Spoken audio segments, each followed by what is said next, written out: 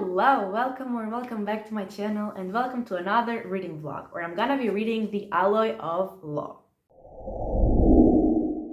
So The Alloy of Law is the fourth book in the Mistborn series and the first book in Era 2 of the Mistborn series. And this one is, I know that it's set centuries after the first trilogy, Era 1 of the Mistborn series. How many times can I say Mistborn series? And I will actually be reading the novella that comes before this, like between Era 1 and Era 2, that is called Mistborn Secret History. So I will also be reading that in this reading vlog, and I will link the reading vlogs for the books of like the first trilogy in the description if you want to check those out before.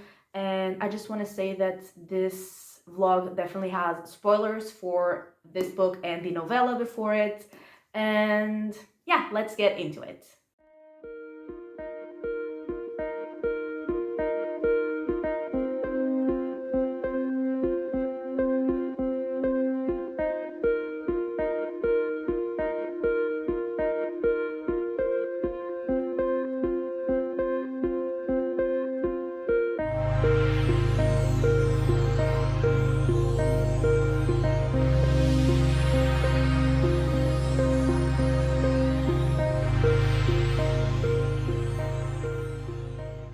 Okay, so I have read the novella, which is called Secret History, and we basically start following Kelsier since like the moment that he dies. We basically follow him. It's not exactly like the afterlife because he doesn't like, move on to like heaven or hell or whatever the afterlife of that world is. He's just like stuck before the moving on part. And he is basically seeing everything unfold, like the events of the second and third books. So we see that, like very briefly see that happening from a different perspective. And a lot of things are explained, like things that were kind of mysterious, like how they happened. So yeah, that is definitely explained. And it also like expands on the universe, like the Cosmere, which was really fun to see because the only things I've ever read in the Cosmere were like the first three books in the series. So it's like the only part of the Cosmere that I know. And at the end of the book, Kelsier talks to Spook and he wants like them to work together to like find out more about the universe, and Kelsier wants to find like, it doesn't say a tether, but it's like a tether that will connect him to the physical world because he wants to, be in the physical world, like have a body, be able to, be a person. And yeah, I really liked it. And I mean, it was also great because it reminded me of the details that I had forgotten about the first three books. And also, I really missed Kelsier. And at the end of the book, there was like, it wasn't called an author's note, but it was like an author's note that the author was saying that he wasn't really sure like if he was gonna publish this, but like he really wanted to write it because he felt like Kelsier was needed, and also the readers missed Kelsier. And like I really missed Kelsier because I loved Kelsier so much in the first book, and then he was just gone. So it was definitely really fun to see Kelsier again and be like in this world again. It definitely got me even more excited to get into the second part of the series. And like I said, also it was really cool to get, a glimpse of the Cosmere. And yeah, I really enjoyed it. It wasn't like, I wasn't obsessed with it. Like it wasn't the best thing ever. It wasn't like my favorite book in the Mistborn series, but I really enjoyed it. And yeah, like I said, got me really excited to get into the next books. And I am giving this one 4 stars. And now, like literally right now, I am going to start the first book in the like second series in Era 2. And yeah, I'm literally gonna get into that right now.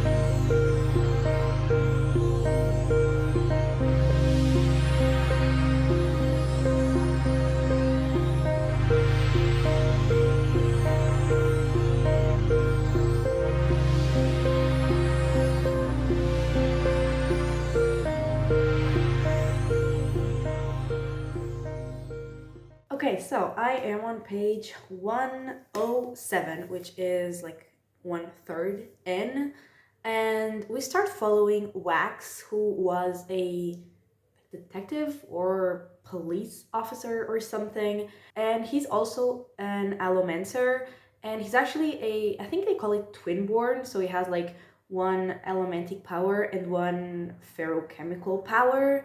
And we also learned that there are no more Mistborns, because this is set like a lot of time after the first trilogy, and there are no more Mistborns, or at least so people think. And Wax stops being detective or whatever he is, and he goes back to his like family's home, and he's gonna do the duty that he has to his family, which is basically to get married. And he meets his future wife basically, and then he is visited by another, like a guy that he used to work with, that is called Wayne, and he's there because there is something that he wants Wax to investigate, which is some robberies that also resulted in hostages being taken. And then they are at a party, and like Wax, Wayne, his future wife, and more people, obviously it's a party. And then they realize that the thieves are stealing elementic metals, and they're also stealing, or I mean kidnapping, allomancers. And they are all like decently related, so they all, have the same ancestors basically. And then when they realize that, they also realize that they're in the exact place where those thieves could go, which is a party with rich people basically, because all the allomancers that have been kidnapped are like wealthy and, like I said, all kind of related. And they are at the party, and the thieves do go to the party, and they actually take the two women who were with Wax and Wayne, like in their group. And the last thing I read is basically the two of them like getting ready to fight. And yeah, that is where I'm at. And I'm really enjoying it. I'm not like obsessed with it, but I'm really liking it, and I'm definitely very curious about what is happening. And I already love Wayne. He's so fucking funny. I mean, I also really like Wax, but Wayne is just so funny. And it's fun to see like how different the world is, because it is set in the same world as the first trilogy, but the world is completely different because it's so many years later. Like something that Wax, I think it was Wax that mentioned that, oh, I think I forgot to say that Wayne is also a twinborn. He also has like an elementic power and a ferrochemical power. I think I forgot to say that. But Wax was saying that like the cities now, they have like so much metal everywhere. It says like the modern cities have so much metal, and like that is so true. Like that's something that the Allomancers in the first trilogy, didn't have. The cities didn't have like metal literally everywhere, and now they do. And yeah, it is definitely a very different world. And yeah, I'm really enjoying it. I am going to read another third, and I'll get back to you.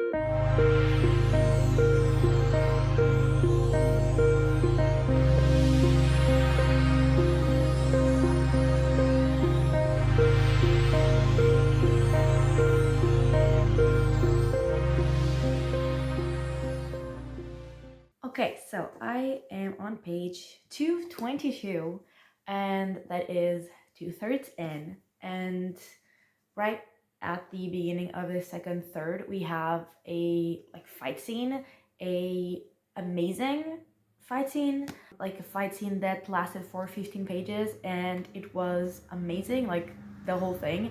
I absolutely loved it. And so Wax and Wayne manage to, like, they fight the attackers, and some of them are killed, some of them are like taken to prison, but some do manage to escape. and they save one of the women that they were taking that was like in their group, and she's called Marazi or something like that. But the other one that is actually Wax's fiance, I guess, is taken, and she is called Steris.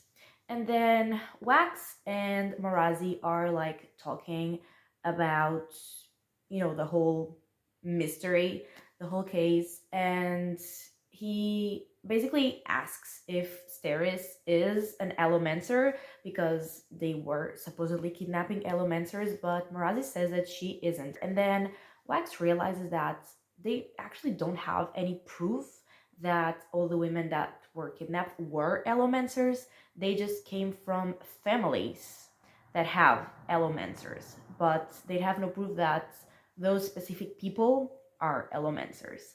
And then Marazi realizes what the thieves slash kidnappers actually want. And she says, Elomancy is genetic, taking wall women.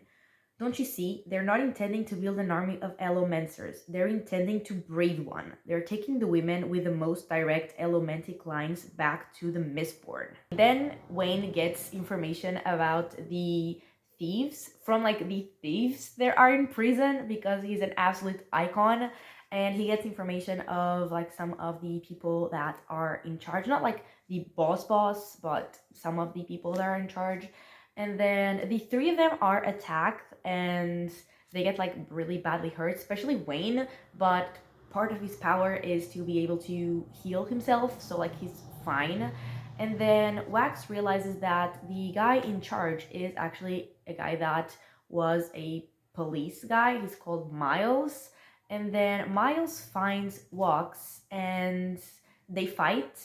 And Miles is like, his power is that like he's really strong and he's kind of indestructible. So even though Wax like shoots him and would like what he does to him would kill a normal person, even like another Elementor that did not have that specific power or those specific powers, he doesn't die, he's fine, and now he knows that Wax is onto him.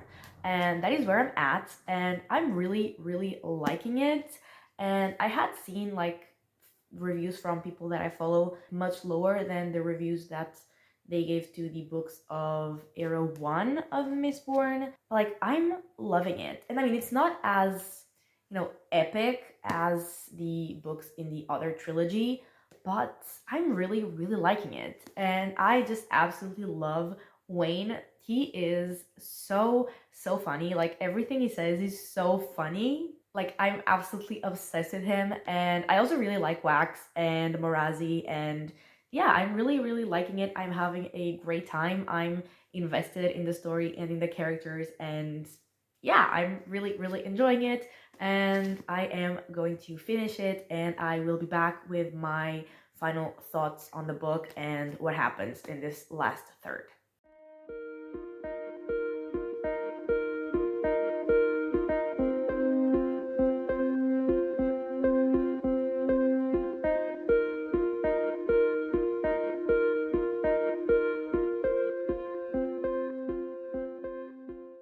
Okay, so I have finished the Ally of Law, and in this last third, the three characters that we have been following, they continue to work together to figure out how to find and stop Miles. And then there is a fight scene that is like, it's a huge fight scene. It's basically 3 chapters of a fight scene, and it was so good. It was so cool. I loved every second of those 3 chapters. And then after slash during the fight, they do find Steris and save her, but the other hostages are not there and they have not found them yet. Like at the end of the book, they have still not found the other hostages. And then backup is called and Miles is taken, he is arrested, and then he is executed. And then at the end of the book, I think it was already at the epilogue, the like Wax figures out that his uncle, who was supposed to be dead, is actually alive, and he's behind like everything that is happening. And at the same time, like after Miles's execution, a man gives Marcy a like information basically that she has to give to Wax. And that is how the book ends. And let's go into my final thoughts. And I mean, basically, first of all, I really enjoy this book. And if we go into the characters, I really like to follow Wax. He's a very interesting main character to follow, and he's like pretty iconic. And then Wayne, I love him. I'm obsessed with him. He's so funny and also iconic. And then Marasi, I mean, she's okay. I don't dislike her. I definitely don't dislike her, but I also don't love her. I feel like pretty neutral about her. And Steris, we didn't really have much time with Steris, but the time that we did have, like if we get more time with her and if she continues to be the same way she is, I might really like her. And in terms of the plot, I was interested, I was invested the whole way through since the very beginning. And this was, I mean, it was a pretty short book, especially for this author. Like, he has very long books, and the books of the trilogy before, they were very long, like much longer. So this was very like fast paced and action packed, which I did really enjoy. And again, comparing to that first trilogy, like I think I said, it was definitely not as epic, but it was still really fun. I still had a great time with it, and it's definitely got me very interested for the rest of the series, because we did get some resolution, but also the mystery is still going on. The hostages are still missing, and I'm still very interested, obviously, to continue with the series. And so I had a great time. I'm giving this one 4 stars. And yeah, that is everything for this video.